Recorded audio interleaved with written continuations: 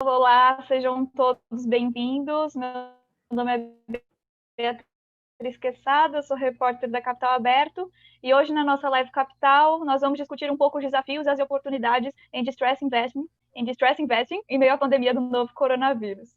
Para debater esse tema, a gente tem aqui um time de profissionais, começando com o Salvatore Milanese, sócio da Pantalica Partners, o Guilherme Ferreira, sócio da Jive Investments, e o Eugênio Marchner, diretor de investimentos da Highland Capital Brasil. Primeiro eu vou fazer algumas perguntas para eles sobre esse setor e depois eu vou ler algumas perguntas de vocês. Podem ficar à vontade para fazer as perguntas aqui no chat do Zoom ou lá pelo YouTube. A gente está de olho nas perguntas de vocês e vamos respondendo. Para começar, eu queria que vocês explicassem um pouco como a pandemia tem impactado a negociação de distressed assets no Brasil, né? Eu queria saber se esse mercado está se fortalecendo. Salvatore, você pode começar dando aí a sua visão para a gente, como é que você está vendo esse mercado nesse momento? Claro, obrigado, Beatriz. Eu te cumprimento, obrigado a Capital Aberto para organizar este webinar. Eu cumprimento também os meus amigos e colegas Guilherme e Eugênio e todos os participantes. Obviamente, eu tenho uma visão do lado do advisor, faço isso no Brasil faz 20 anos, conheço o Guilherme porque apresentei várias oportunidades e obviamente, interagimos muito neste mercado, ele do lado dos investidores e o Eugênio também do lado dos investidores. Acho que vale a pena, antes de dizer como imediatamente a pandemia pode ou está afetando o mercado de distress investing no Brasil, dar a todos que estão participando uma ideia do que é esse mercado de distress investing. Vou ser bem breve a respeito disso. Esse mercado, claro, do que eu estudei, eu me lembro, começou nos Estados Unidos, de fato, com um mercado durante a crise nos anos 80 dos savings banks. Então, faliram muitos bancos, savings banks, onde as pessoas levavam literalmente a poupança, e se criaram uma oportunidade de compra e venda desses ativos desses bancos. Obviamente, os bancos de investimentos grandes sempre têm reservado um importante pedaço do capital na parte de investment banking para acessar esse mercado, porque oferece grande assimetria de informações, oferece grande oportunidade para quem que tem uma certa expertise e potencialmente risco, obviamente, grande, retorno grande. Então, quando a gente verifica em países como os Estados Unidos, onde a sofisticação financeira sempre teve origem, encontramos grandes casas que faz muitos anos que existem e operam nesse mercado. Inicialmente, comprando e vendendo tradable securities, que são títulos negociados na Bolsa de Valores ou em mercados organizados, tanto de dívida quanto de equity. Então, tentando de comprar esses títulos de empresas em crise, na baixa, para tentar de lucrar em cima de eventos, por exemplo. Então, compram na baixa para depois, em uma fusão, aquisição ou, eventualmente, uma venda dessa empresa, eles poderem lucrar de forma vultuosa. O mercado, obviamente, evoluiu. No Brasil, começamos a ver grandes operações tendo por objeto portfólio de distressed assets. Eu me lembro em 2002 e 2003, a primeira grande carteira que eu me lembro foi colocada no mercado pela Caixa Econômica Federal, 5 bilhões em valor nominal, incluía carteiras de diverso tipo, carteiras em distress de empréstimo para grandes empresas, médias e pequenas empresas, e inclusive pessoas físicas. Depois, esse mercado começou a evoluir no Brasil, principalmente por um vetor, o crédito. Eu me lembro quando cheguei no Brasil, o crédito representava, em 1998, apenas 30% ou menos do PIB. Muito pouco, obviamente, para produzir matéria-prima, se podemos dizer assim, ou seja, inadimplência grande ou volumosa, que os bancos pudessem decidir de vir ao mercado autonomamente, ou eram estimulados, digamos assim, de vir ao mercado e vender esses ativos. Até porque as taxas de juros eram suficientemente altas para cobrir essa inadimplência e os bancos não se davam digamos, ao incômodo de preparar carteiras e vendê-las ao mercado. Mas as coisas começaram a mudar nesse período que falei, 2002, 2003. O Brasil iniciou um período de crescimento, o crédito começou a crescer e chegou aos níveis que temos hoje, de 45%, 50% do PIB. Ainda é muito baixo esse percentual, mas deu volumes para os grandes bancos internacionais, como, por exemplo, a ABN AMRO Real, o Citibank e a HSBC, começarem a empacotar em carteira. Eles tinham essa experiência lá fora de carteira de crédito de empréstimo para veículos, carteira de crédito de empréstimo a pessoas físicas. A primeira grande carteira do ABN AMRO Real foram cerca de 120 créditos corporativos, que depois, comprado pelo Lehman Brothers, que quebrou, foram comprados pela Jaive. Me lembro esse aspecto, porque foi ali que a Jaive iniciou. Guilherme depois pode comentar. A lei de falência, em 2005, a nova lei de falência, que substituiu o antigo Código de Procedimentos Concursais, ajudou bastante para alimentar com a característica de permitir empresas de entrarem na recuperação judicial, eventualmente cristalizarem, reestruturar a própria dívida. Muitas carteiras se formaram a partir das recuperações judiciais e os bancos vinham ao mercado com pequenas ou médias carteiras corporativas de pequena e média empresa para vendê-las. Enfim, no Brasil teve uma evolução importante, só para vocês terem uma ideia, tenho algumas estatísticas aqui que preparei para vocês. Estamos falando de volume de carteiras vendidas no Brasil, lá pelas idas de 2008, de 7 bilhões em valor nominal total. O último volume que temos aqui registrado é de 36 bilhões, ou 37 bilhões em valor nominal de 2019. Que são valores, quando comparados, por exemplo, com os mercados internacionais, pífios. Me deixem utilizar esse termo. Dou um número para todos entenderem. Depois da crise de 2008, se formou um estoque de non-performing loans, ou crédito de stress que poderiam ser vendidos, e ainda estão sendo vendidos, inclusive na Europa, de 900 bilhões de euros. Obviamente, economias desenvolvidas, com muito mais créditos, como dissemos anteriormente. Mas só para vocês terem, obviamente, em mente a diferença dos mercados. Um ponto importante para depois reconduzirmos a tua pergunta, Beatriz, é a crise de 2008. O que aconteceu em 2008? Teve a quebra do Lehman Brothers e de várias outras entidades nos Estados Unidos, uma crise financeira importantíssima, e de lá nasceram alguns fenômenos que podemos sumarizar fundamentalmente em três.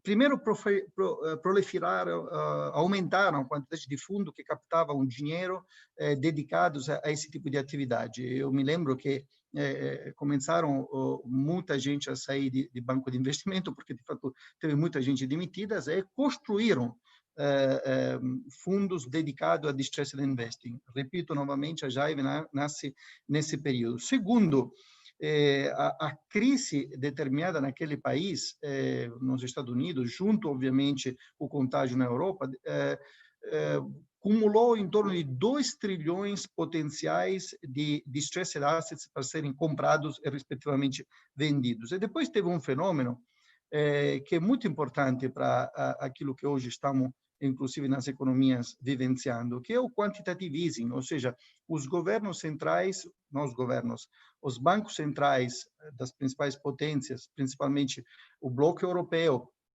e também os Estados Unidos, entraram jorrando dinheiro nas economias. E uma política monetária que ficou afrouxando a nível tal que hoje temos quase 15 trilhões de ativos a taxa de juros negativas. Por que o quantitative easing é importante? Porque teve um período muito grande, muito longo, de 2008 em torno a 2011, 2012, onde se concentraram as maiores operações que se viram, por exemplo, na Europa, as maiores operações que se viram de distressed investing nos Estados Unidos, e também no Brasil foi um período muito interessante, porque os bancos brasileiros vinham de uma situação na qual o crédito tinha crescido e queriam se concentrar em novas operações de crédito. O Brasil, naquele momento, se lembra da situação da Marolinha, de fato não afetou muito a crise de 2008 e 2009. O Brasil teve um PIB de menos 0,3% em 2009, mas depois teve um crescimento acelerado, voltou a crescer o Brasil. Portanto, o crédito. E os bancos tinham interesse a desovar toda essa massa enorme de crédito ao consumidor vencido, em distress, de single names e de vários outros ativos. Então, aconteceram volumes crescentes de negócio, nasceram vários operadores, ao redor de vários operadores se criou uma indústria de gente que cobra, de gente que negocia, de gente que faz serviço de advisory. E aí chegava uma pandemia. Como é que chegava uma pandemia? Chegava uma pandemia em uma situação na qual em 2019, eu participei de uma live de um dos grandes investidores mundiais nesse setor, que é o fundo americano Oaktree, no qual o principal executivo da Oaktree reclamava, dizendo que tinha muito dinheiro no mercado, inclusive empresas que não prestavam do ponto de vista de rating, estavam bem e, consequentemente, não sobrava para eles investir. Então, tinham bastante liquidez, mas não conseguiam encontrar boas oportunidades. E vem a pandemia. A pandemia é totalmente inesperada, por todos, determina um choque de demanda e de oferta importante, uma queda potencial do PIB, só no Brasil estimado em 6%, em nível mundial essa queda é estimada em 3,3% pelo Fundo Monetário Internacional. Portanto, a pergunta é, como se comporta esse mercado nessa situação? Tenho participado a vários webinars onde os principais investidores internacionais se pronunciaram a respeito. A primeira coisa que vimos é que muita gente captou. Então, foi ao mercado para captar e se preparar. É para comprar títulos de empresas que tinham ou têm bons fundamentais a preços baixíssimos, tanto dívida quanto ações. Começar a observar operações nos mercados secundários. O mercado secundário é aquele onde gente que já comprou esse tipo de ativos eventualmente volta a revendê-los, mas com muita cautela. Isso vale para o Brasil. O que significa muita cautela? Temos que considerar que ainda não sabemos quanto vai durar o efeito econômico da pandemia e a profundidade econômica também daquilo que a pandemia está determinando. Então, por exemplo, poderíamos dizer que tem muitas oportunidades no setor hoteleiro, então, real estate no setor hoteleiro, sim, eventualmente, tem muita coisa barata, muita coisa que está falindo, muita coisa que parou, mas justamente escutava de investidores internacionais que a perspectiva que o setor hoteleiro possa voltar são de 2 anos e meio. O setor primário, ou seja, bancos que vêm ao mercado para tentar vender carteiras frescas de non-performing loans, na Europa parou quase totalmente. Se esperavam 90 bilhões de euros de transações, parou, os bancos não estão vindo, porque tem um problema sério. Tem um problema que diz respeito a como precificar nesse contexto. Não tem estatísticas de esse tipo de eventos que possa permitir, olhando essa estatística, precificar os ativos corretamente. Então, alguns negócios se fecharam, mas se fecharam com base em mecanismo de earn-out, ou seja, eu vou te pagar, de fato, em cima de condições de performance futuras. Piorou a visão de recuperabilidade das carteiras, inclusive, que eu tenho comprados. Então, muitos investidores vieram ao mercado, naqueles mercados europeus e também nos Estados Unidos, para alimentar o mercado secundário. Tem muita gente, pelo visto, que vendeu no secundário para obviamente, fazer dinheiro, fazer liquidez e diminuir as possíveis perdas que estavam prevendo daquelas carteiras que já tinham comprados. Portanto, sim, o BAC foi importante no deal flow do lado, mas do outro lado, a perspectiva que os volumes aumentem por causa da crise e se cria ótima oportunidade, são enormes. Faço um exemplo. Quando tivemos a crise de 2014 e 15 no Brasil, tivemos, de fato, um aumento dos volumes vendidos, tanto de non-performing loans quanto de single names. non-performing loans portfólios, ou seja, carteiras, tanto de pequena e média empresa, ou eventualmente corporativas, ou crédito ao consumidor, quanto de single names, ou seja, de crédito singularmente dado a um nome, né? Teve um aumento importante das recuperações judiciais, praticamente dobraram.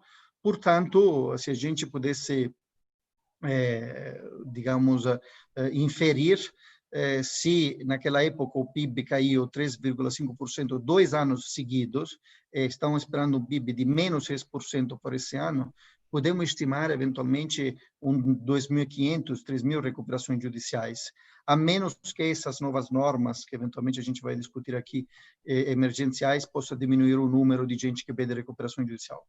Então, para finalizar, a pandemia aumentou a cautela, entretanto, esses investidores vivem de compra de oportunidade a baixo preço, e hoje tem baixos preços. Então, vimos muita gente captar no mercado, ou quem tinha liquidez, fazendo negócios pontuais com muita cautela, porque ainda tem muitos problemas na precificação desses ativos. O que imaginamos, e já estamos vendo, que nesse momento onde ainda tem incerteza, não se tem clareza, venham a mercados várias oportunidades de portfólios ou de single names, mas de forma spot, não em grandes volumes.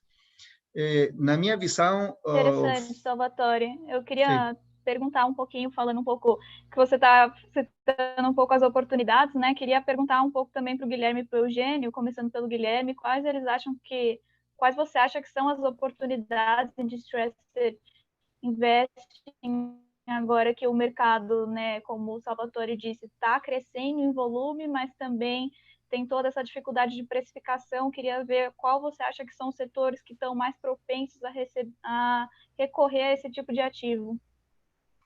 Claro. Bom, primeiro, boa noite a todos e, mais uma vez, obrigado pelo convite. É sempre um prazer participar desses eventos e, na companhia aí do Eugênio e do Salvatore, melhor ainda. Beatriz, quando a gente olha, né, a demanda pelo dinheiro do investidor de distressed, ele é uma demanda que é basicamente impulsionada pela alternativa de recursos que as pessoas que precisam de recursos têm, né?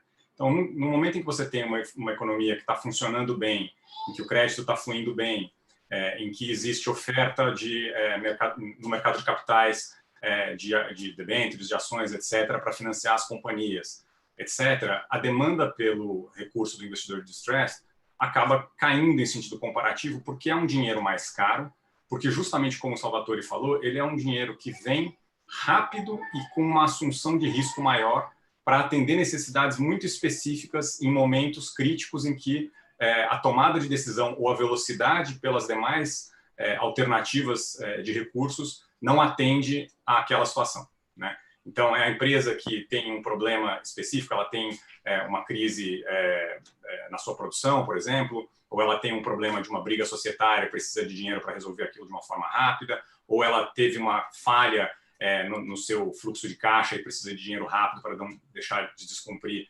outros compromissos. O financiamento bancário ou via mercado de capitais não vai atender ela na velocidade que ela precisa e ela precisa recorrer a um dinheiro mais rápido, que é o dinheiro do investidor de distress, que consegue tomar decisões com informação incompleta ou imperfeita, assumindo riscos maiores por conta disso, né?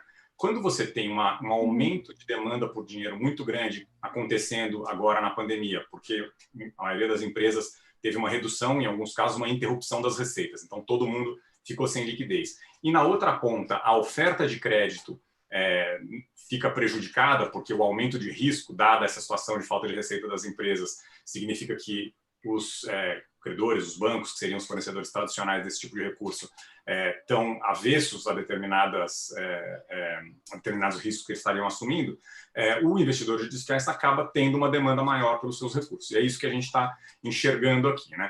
Quais são os recursos quais são os setores, desculpa, que naturalmente estão sofrendo mais? Primeiro, todos aqueles que dependem da presença das pessoas. Então, tudo que tem a ver com turismo, né, hotéis, as companhias aéreas, até as empresas de ônibus. As pessoas não viajam, elas não têm gastos nesses setores, essas empresas não têm receitas. Algumas que são menos óbvias, concessionárias de rodovias. né? Essas empresas, elas são altamente alavancadas, elas fazem lá os seus financiamentos de projeto com um percentual de capital próprio relativamente pequeno e uma grande quantidade de recursos de terceiros, via debêntures, via financiamento de BNDES, etc. Quando você tem uma quebra na receita importante, porque as pessoas não estão circulando pelas estradas, você estressa muito o balanço dessas companhias.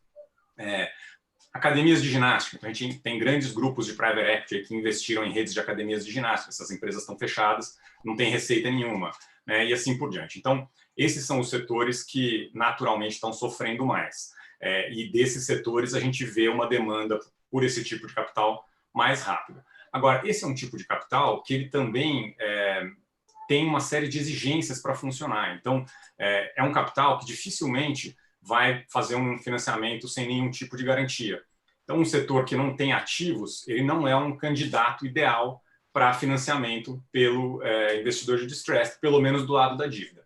Você tem os investidores de distress que focam na parte de capital, né? Quando a gente fala de financiar empresas, você pode fazer isso emprestando ou virando sócio. Tem empresas que são especializadas em se tornar sócias de empresas em dificuldade, fornecerem capital, fornecerem expertise no turnaround, muitas vezes contratando outras empresas especializadas para ajudar com essa parte da expertise. Aqui, Salvatore tem bastante histórico disso, pode contribuir um pouco com isso. Mas o conjunto dessas opções é o que está disponível para essas empresas nesse momento. E a gente viu, sim, uma demanda muito grande por esse tipo de recurso. Salvatore falou bastante da parte de os bancos venderem os ativos que já deram problema, né? Acho que talvez o investimento de distress mais antigo que é feito em larga escala no mundo, né? Desde a época lá dos savings and loans, como ele comentou, as cooperativas de crédito.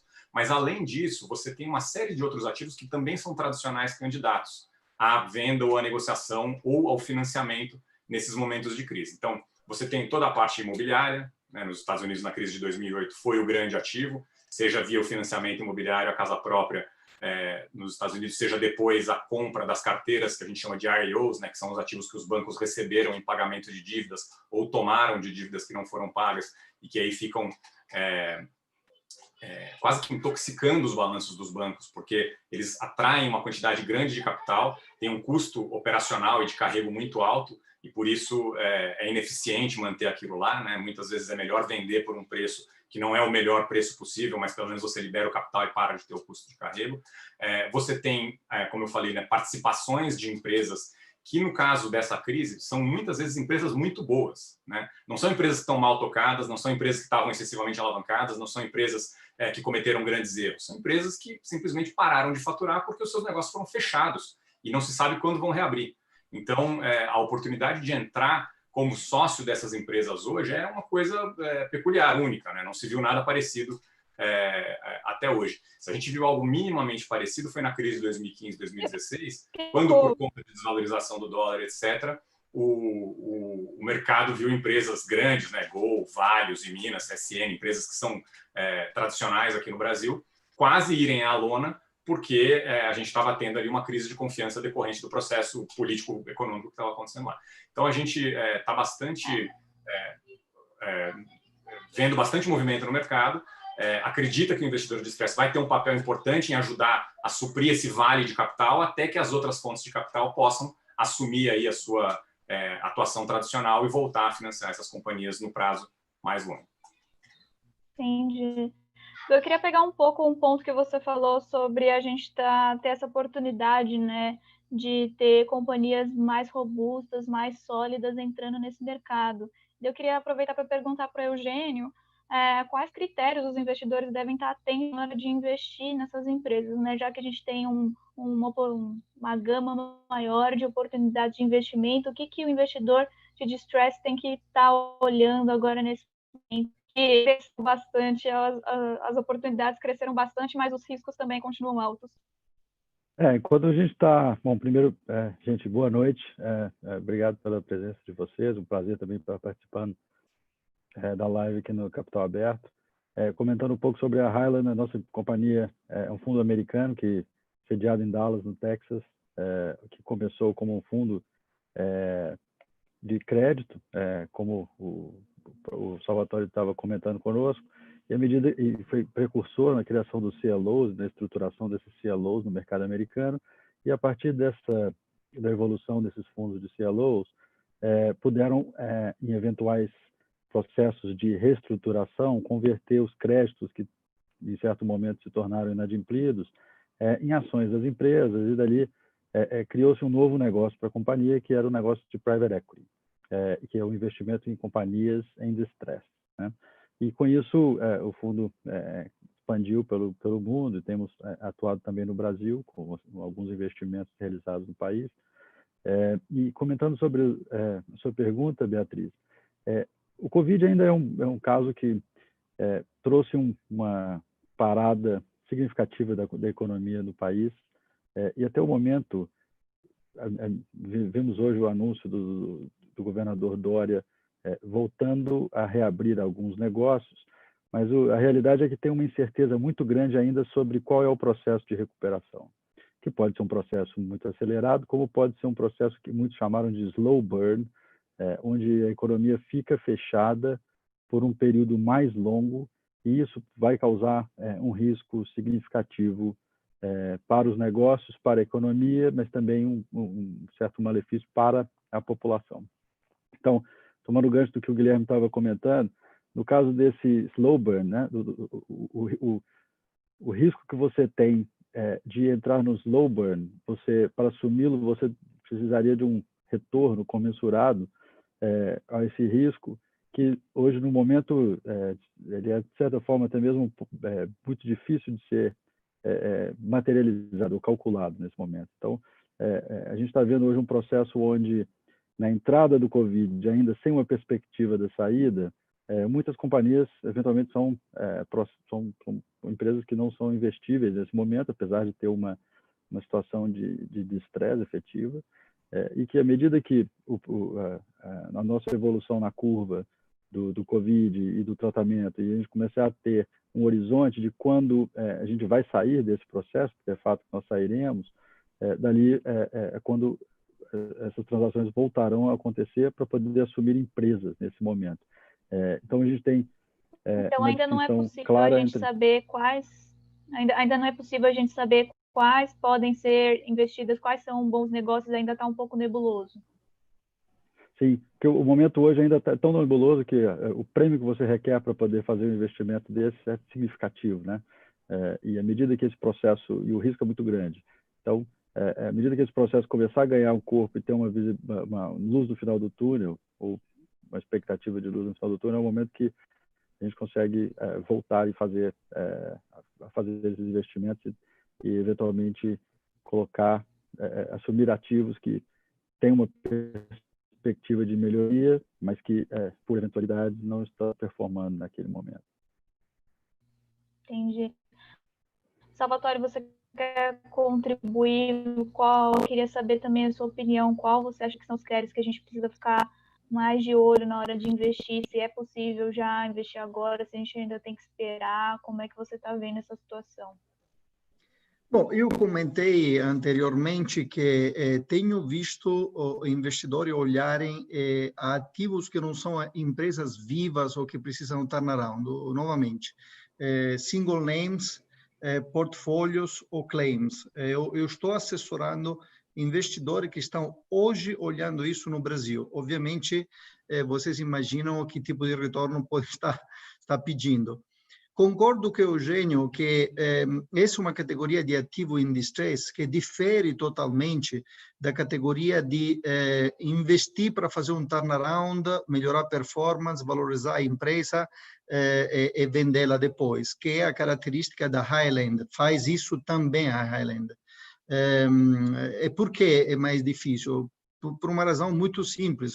É importante aquilo que o Guilherme mencionou. Sim, pode ter empresas com bom management, bons ativos, mas que efetivamente foi à lona devido à situação do Covid. Então, quanto capital tenho que colocar para levantar essa empresa e quanto capital, eventualmente, eu, investidor, que coloco esse capital, quanto de equity tem que me dar o dono? E o dono está disposto a me dar tudo o equity que neste momento me mereço?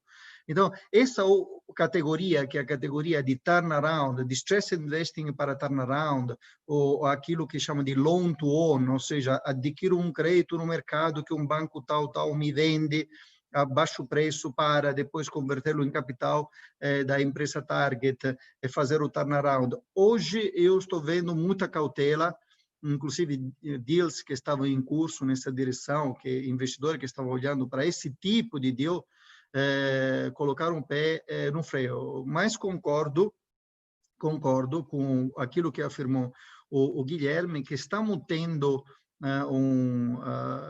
digamos, um mercado em ebulição, com certas normas que poderiam estar sendo aprovadas nas próximas semanas a favor das empresas que foram machucadas nesse período de pandemia, que poderiam alimentar, por exemplo, outros aspectos do mercado de distress investing, como o deep financing, o investimento em empresas em crise.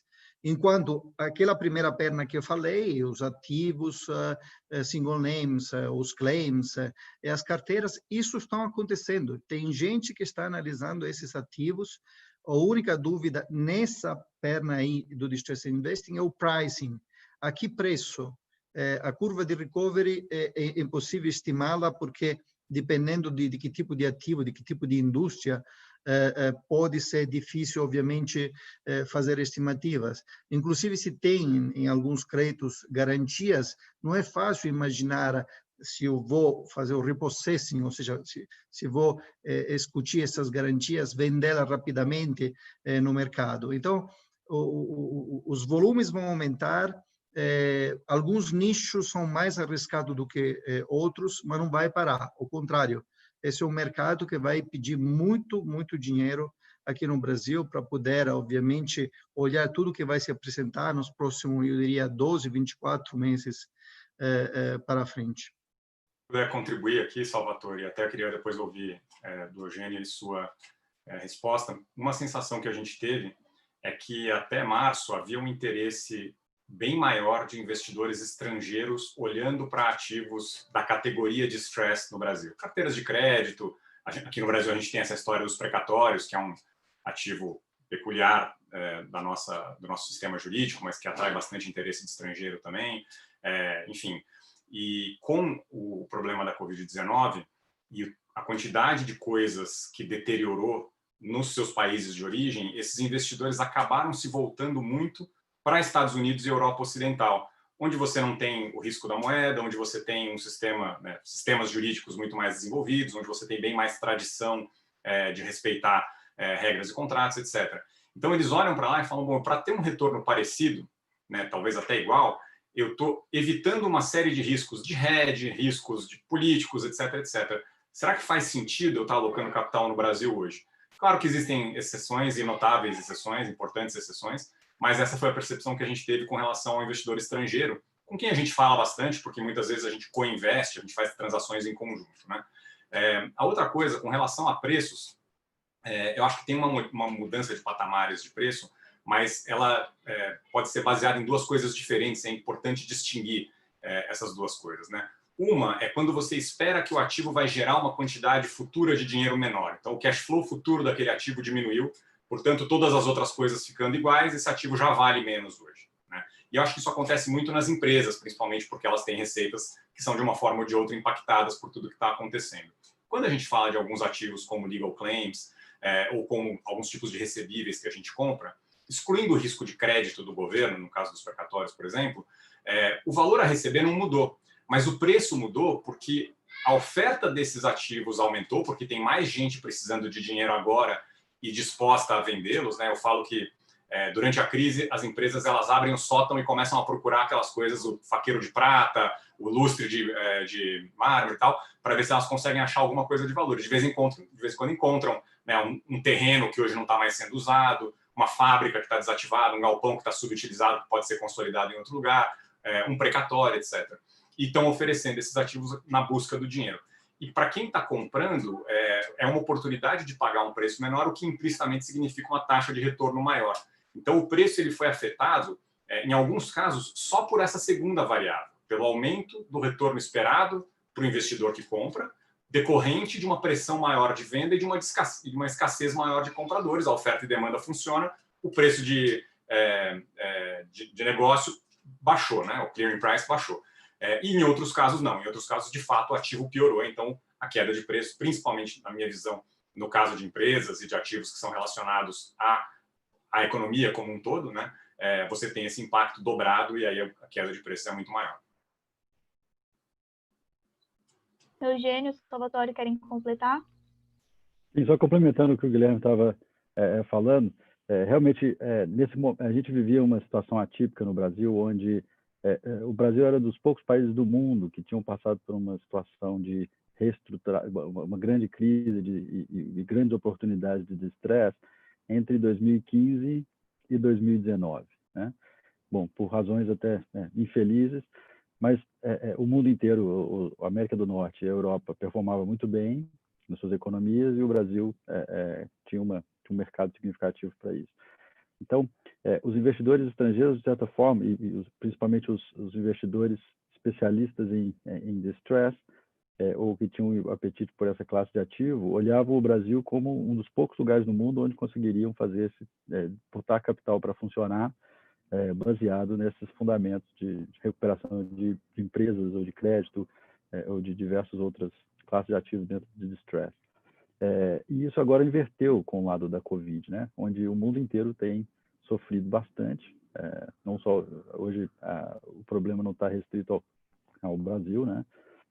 E eventualmente oportunidades de distress têm surgido em diversas companhias americanas, europeias, asiáticas e ao redor de todo o mundo. Então, a classe de ativo por si só ela aumenta em termos de número de oportunidades, em capital disponível para capturar essas oportunidades também, mas isso para o Brasil o impacto líquido é que tem realmente uma diluição da quantidade uma diluição do apetite do investidor estrangeiro sobre esses ativos no país nesse momento. Beatriz, se me permitir, eu Pessoal, queria fazer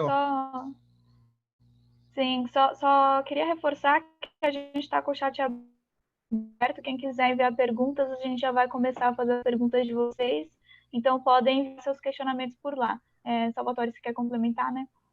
Não, na verdade, eu queria fazer uma consideração que vira uma pergunta para o Guilherme e o Eugênio, que vivem, obviamente, o lado dos investidores. Eu concordo com o que os dois acabam de afirmar e concordo, obviamente, que quando o investidor olha para o Brasil com os riscos políticos, com as incertezas do direito, com toda a volatilidade que esses aspectos determinam os investimentos dele, porque investir aqui vão eventualmente a procurar o mesmo retorno, ou retornos similares, eventualmente lá na Europa. Só que essa é uma pergunta para vocês. Me pergunto, hoje temos, por exemplo, fundos de pensões aqui no Brasil gerindo em torno de R$1 trilhão, e não somos os family office quanto devem gerir aqui no Brasil, não faço ideia, mas deve ser um valor importante. Esses senhores estavam, obviamente, ganhando bastante com juros, quando os juros eram a 10%, incluindo a inflação, ou 15%. Hoje estamos falando de juros que, dependendo do ângulo como você olha, são negativos, né? Os juros reais são negativos.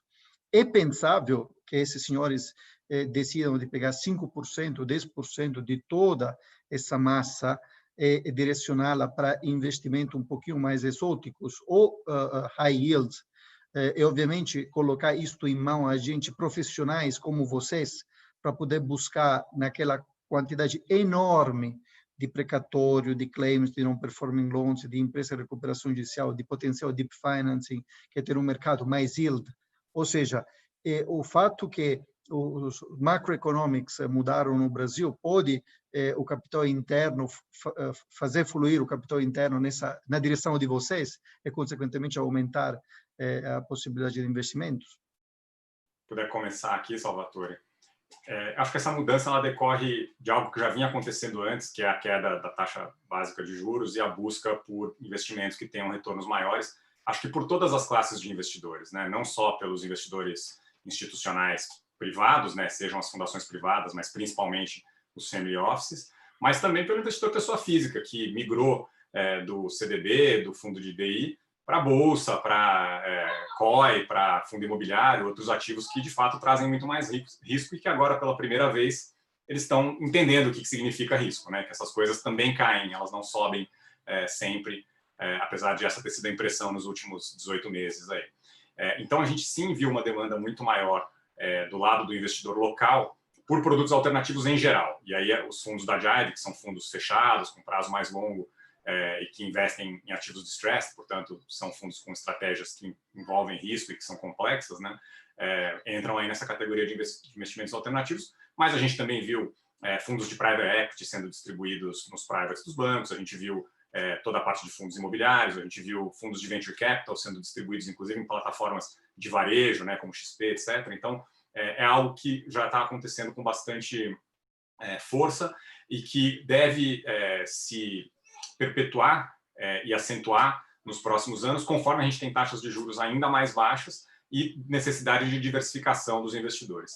Quando a gente olha para o exterior, né, e falando da JAIB, a gente tem hoje mais ou menos 3,5 bilhões de recursos de terceiros sob gestão, né? O nosso AUM é mais ou menos esse hoje. Uma parte importante disso é justamente de investidores desse tipo no exterior, que são, no mundo, os grandes fornecedores de capital para os fundos de investimentos em ativos alternativos, seja private equity, seja venture capital, seja crédito privado, seja distress. Então, são as fundações das universidades, são as fundações privadas, são os planos de pensão, etc. Aqui no Brasil, até um pouco menos de um ano atrás, fundos, por exemplo, que investissem em créditos defaultados ou legal claims, não podiam ser investidos por fundações brasileiras, né, pelos regimes de previdência brasileiros. Existia uma restrição na forma como isso era interpretado, tinha uma certa ambiguidade, mas a interpretação conservadora era que não podia. Do ano passado para cá, isso foi alterado e ficou claro que os FDICs NP, que são os tipos de veículo que compram créditos defaultados e legal claims, por exemplo, sim podem ser investidos pelos regimes de previdência, dentro lá da alocação de crédito privado deles, 10%, 20%, dependendo do tipo de regime. Então, a gente vê sim uma possibilidade desse dinheiro institucional público, entre aspas, né, sem ser um institucional de family office, vindo para essa categoria de ativos. Acho que hoje está todo mundo ainda muito machucado e tentando entender qual vai ser a reação do mercado, qual vai ser a reação da economia, como que os ativos mais líquidos vão se comportar no longo prazo para rever a alocação. E acho que sim existe uma certa aversão a investimentos de longo prazo e sem liquidez, como é da natureza do nosso tipo de investimento, porque eu não consigo transformar um crédito defaultado em dinheiro no dia seguinte, né? Não é que nem o fundo de bolsa que ele vai lá e vende as ações. Então, eu tenho que ter um compromisso de longo prazo do meu investidor para poder executar minha estratégia de investimento. Mas eu acho que com o tempo e com a necessidade desses investidores de terem retornos de 6, 7, 8, 9% acima da inflação até para atingir as suas metas atuariais, eles vão ser obrigados a buscar uma diversificação que vá além de bolsa de valores e imóveis, que hoje, junto com a renda fixa, principalmente títulos do governo, são as 3 grandes categorias aí onde se aplica o dinheiro institucional no Brasil. Eugênio, quer complementar? É interessante comentar que o Brasil já vem com a queda da taxa de juros, que foi uma queda significativa do lado de ações. O mercado público foi o primeiro mercado que encheu, né, que recebeu bastante desses investidores nacionais, tanto family offices quanto instituições. E a gente tem observado o crescimento da alocação a private equity ao longo do tempo. O interessante que acontece nesse momento é que, nesse período onde a quantidade, o distress, ele tem um retorno significativo, tem um retorno interessante para o investidor de equity, quando feito em um ambiente controlado, né, com investimentos de qualidade e com a grande diligência que é necessária. E com isso, essa migração do recurso da renda fixa para equity no Brasil tem a tendência de aumentar a quantidade de recursos direcionados para distress, principalmente para investimentos de equity em distress, que eventualmente vão buscar capturar um retorno maior. Certo foco do estrangeiro investindo em distress, que antes estava só no Brasil e agora fica dividido entre o Brasil, América do Norte, Europa e Ásia. Isso abre também uma boa oportunidade para investidores brasileiros, para as funções e para os family offices, também alocarem recursos dentro do Brasil, nessas oportunidades que vão do Covid e que servirão como um capital de reconstrução do país, né? Reconstrução das empresas e retomada da economia brasileira, uma vez que a gente tiver essa... Eugênio, você está falhando um pouquinho aqui para a gente. Eu queria... Você consegue me escutar?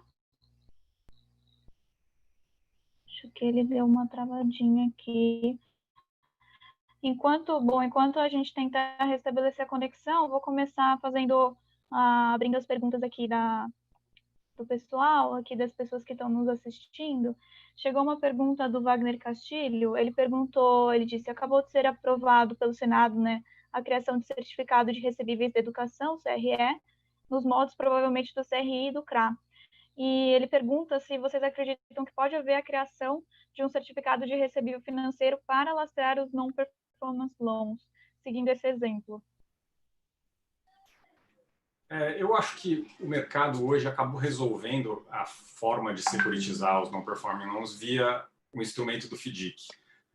E para quem não quiser usar o FDIC, né, os grandes criadores de non-performing loans, que são os bancos, tem a possibilidade de usar as securitizadoras. Então, a não ser que de fato exista o desejo do governo de direcionar recursos para esse tipo de investimento via uma isenção fiscal, que é o grande diferencial desses Cs, né, do CRA, CRI, CRE, o que quer que seja, e eu, até onde eu sei, não tenho notícia de nenhuma iniciativa nesse sentido, seria uma ferramenta redundante com relação às outras coisas que a gente já tem.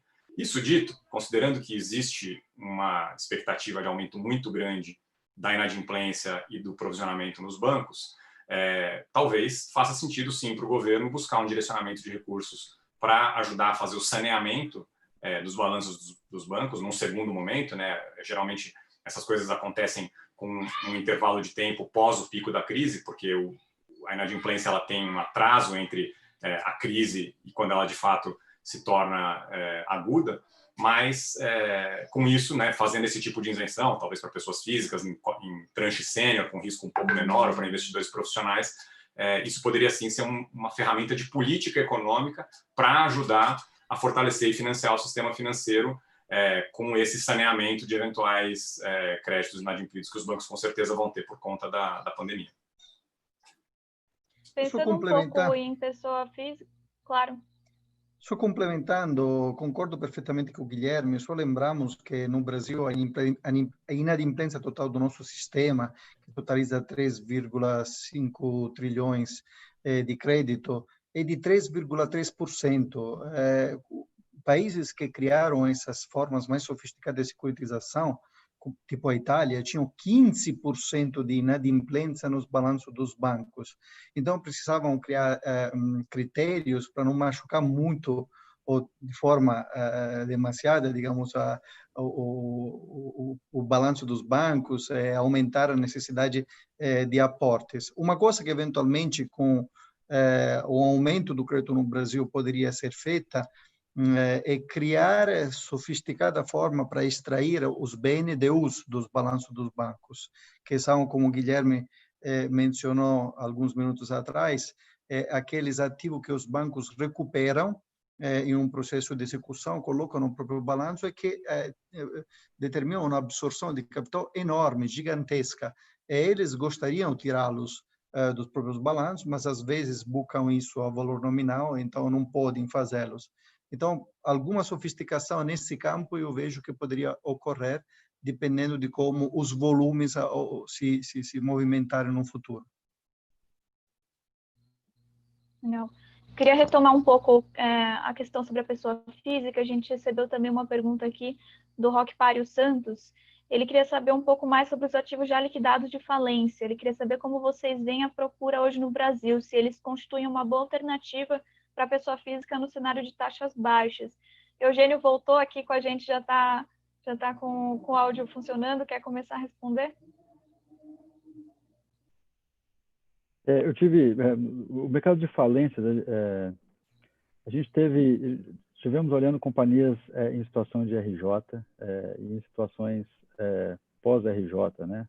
Inclusive pré-falência, e buscando ativos que tinham claramente uma rota de turnaround, que era completamente execuível, mas que passava por um período de dificuldade maior. Então, acho que o que era importante nesses casos, né, em casos que nós executamos, foi ser capaz de desalavancar a empresa de maneira significativa no primeiro momento. Então, nesses investimentos, o fundo assume não somente as ações da empresa, mas também a dívida a um preço que seja assumido como justo, para que a gente consiga resolver a estrutura de capital da empresa e poder focar simplesmente do lado operacional. E aí, focando no lado operacional, a recuperação da companhia vem à medida que a produção e que as peças são colocadas de volta no lugar e, eventualmente, você retoma, você salva empregos, salva impostos, mantém o pagamento de impostos e mantém essas companhias vivas, que são boas empresas, mas que, eventualmente, acabaram com o balanço, de certa forma, machucado. Eu só acrescentaria que, para a pessoa física que está tentando investir direto... Guilherme, quer complementar? Eu acrescentaria dizendo que, para a pessoa física que vai investir direto, lembra que um caso específico pode demorar muito para ser resolvido ou pode ser resolvido muito rápido. Pode dar muito certo ou pode dar muito errado. Então, esse é o tipo de situação em que você não ter diversificação pode machucar muito, né? Uma falência pode se resolver em 6 meses ou ela pode se resolver em 6 anos. Se você tiver vários investimentos, a chance de você ter um retorno que converge para a média é muito maior.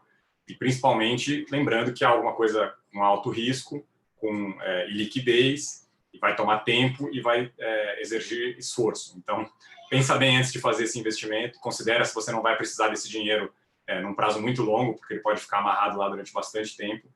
Se assessore de bons profissionais, advogados, financistas, etc., que te ajudem a entender o que você está fazendo, porque é algo que realmente não é trivial e, para uma pessoa física fazendo isso sozinho, vai demandar uma quantidade de trabalho que talvez você não esteja disposto a investir ali para garantir que esse investimento dê certo.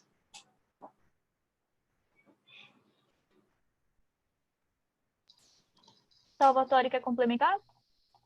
Não, eu acho que tanto o Eugênio quanto o Guilherme falaram tudo. A única coisa que acrescentaria para essa pergunta, esse participante, eventualmente, dado que estamos falando de falência, que é aquele procedimento concursal que diz respeito à liquidação dos ativos dirigida pela justiça, administrador judicial, junto com o juiz, esperar a mudança na lei que deveria estar sendo aprovada, esperamos nesse ano, inclusive tivemos recentemente com quem está conduzindo essa potencial mudança, que é o deputado Hugo Leal, que prevê que especificamente na falência, me corrija Guilherme se estou errado, se facilite o processo de liquidação. Portanto, pode-se acelerar o processo de recebimento dentro da falência. Então, aconselharia a esse participante que perguntou de esperar essa mudança, porque isso dá mais certeza, obviamente, da forma de condução séria ou rápida das falências. Ótimo.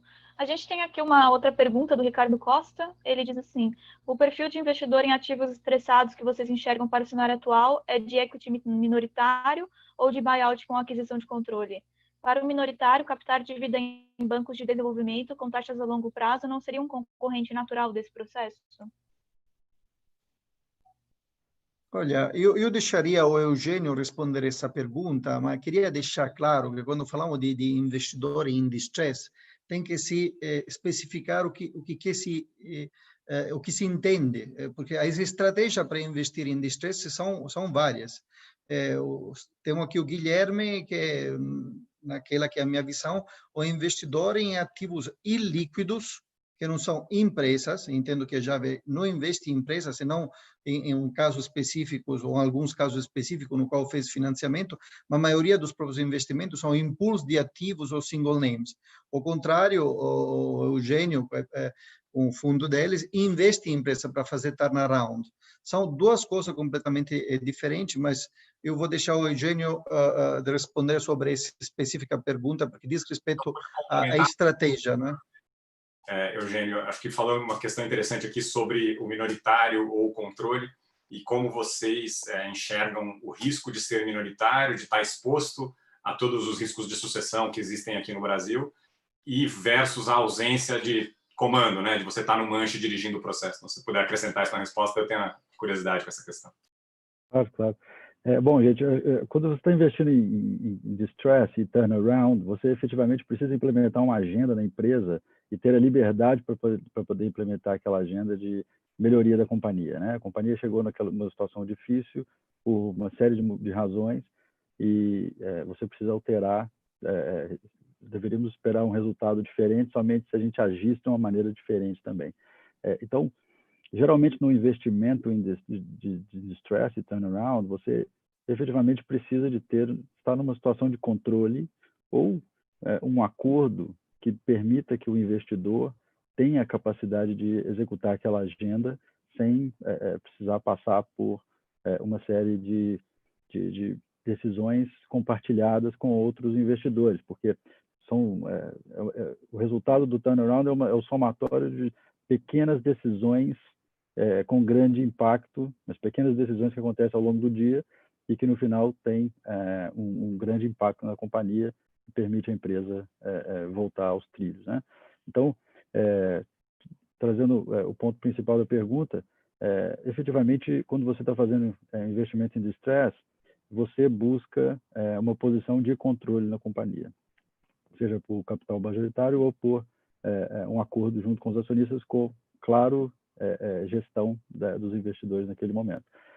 Agora, para a pergunta que foi feita, no caso de minoritários, no caso da companhia que está em distress, conseguir acessar recursos subsidiados de bancos de desenvolvimento, por exemplo, ele sim se torna uma forma do próprio acionista tentar resolver a situação da companhia sem precisar ceder a propriedade das ações para outras pessoas naquele momento. Então, eu diria que o banco de desenvolvimento, quando o crédito está disponível, ele não é um competidor do investidor, ele é, na verdade, a decisão natural do acionista para poder captar esses recursos antes de acessar o investidor de equity in distress. Né?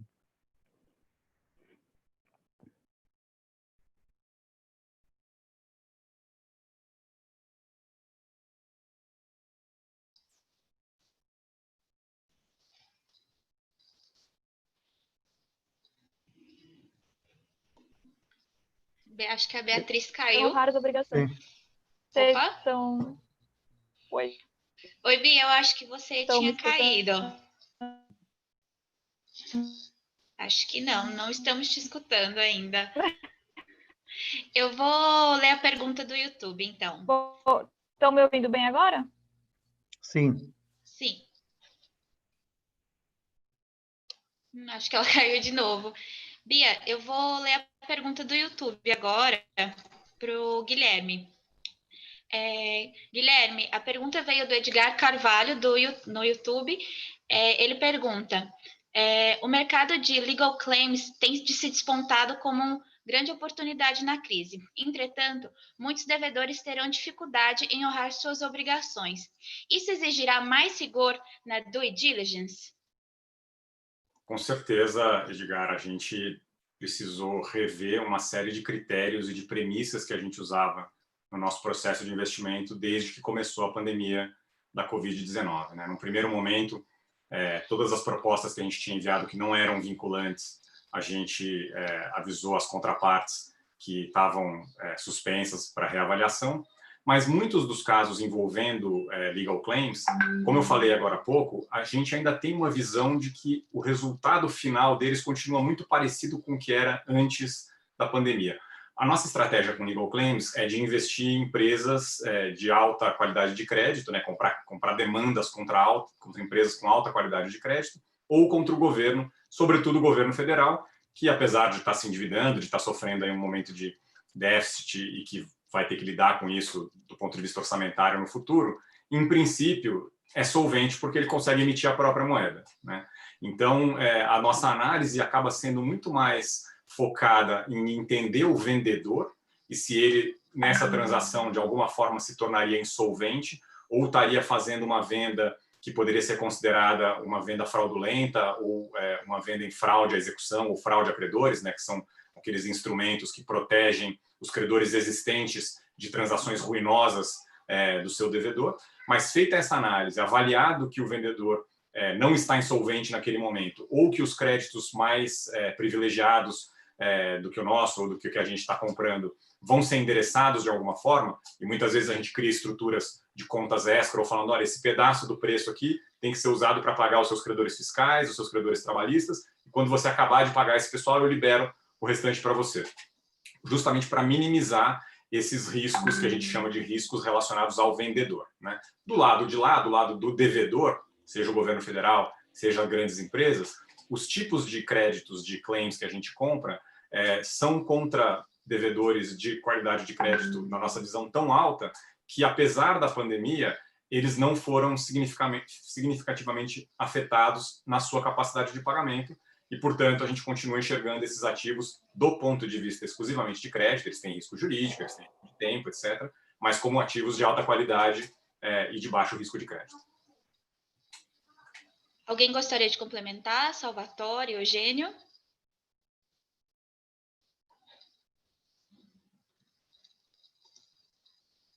Eu tenho acompanhado também esse mercado, estamos em algumas operações, e concordo perfeitamente que a pandemia não afetou os fundamentais para avaliar esse tipo de ativos. É a coisa mais importante, essa consideração que tenho, novamente, que esse não é um mercado para beginners, é um mercado ilíquido e de longo prazo. Portanto, tem que ter gente com uma profunda expertise. Se você não tiver, inclusive, ou invista em um fundo como a Jive ou similares, ou se cerque de gente que entende. Os fundamentais não mudaram, são investimentos para serem trabalhados no longo prazo. Então, confirmo perfeitamente aquilo que o Guilherme falou. Eugênio?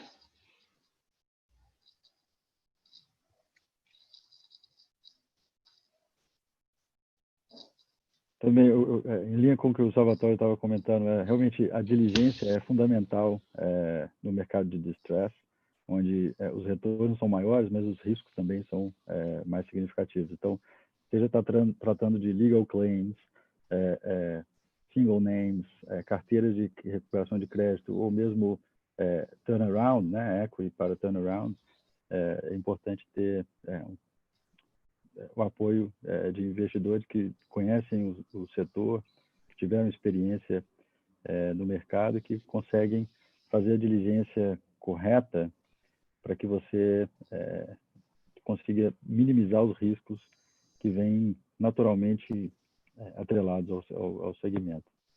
A gente tem alguns ditados na Jive, um deles é problema não é problema, surpresa é problema. Então, a diligência, encontrar problemas, a gente bota isso no preço, avalia como é que vai ser resolvido e conhece o risco que a gente está correndo. Agora, encontrar coisas que a gente não viu na diligência, aí sim é um problema, porque nós vamos ter que lidar com algo que não estava colocado no preço, que a gente não tinha se preparado para fazer.